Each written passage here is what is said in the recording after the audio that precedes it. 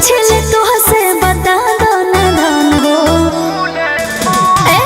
कच से मैया रानी होले परेशान हो पूछ ले तो हसे बता दो धन हो जीव डराई जोनी हो है कोनो भूल लाल फूल पीला फूल फूले फूल का मैया के पसंद तो अच्छा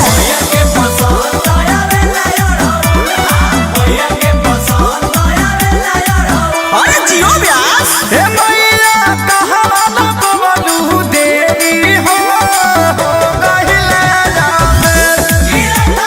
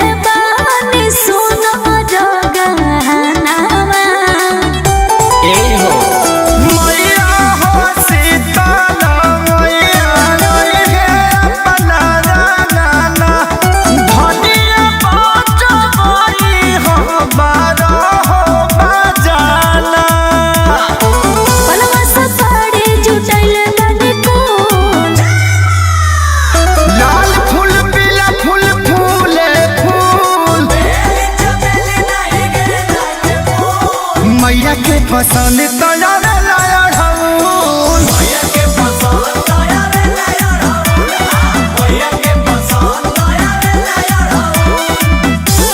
शेरा वाली जय मां जोता वाली जय मां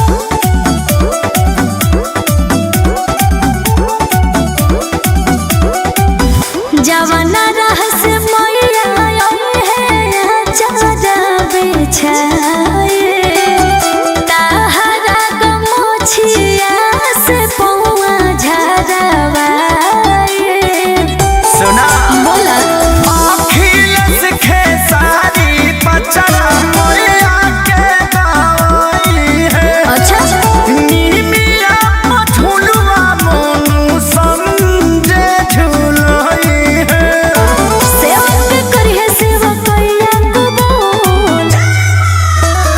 लाल फूल पीला फूल फूले फूल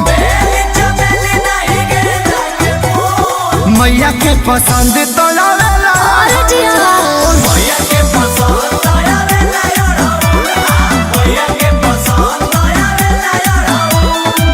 ओहो वो तो सुबह से लाके धैले बानी।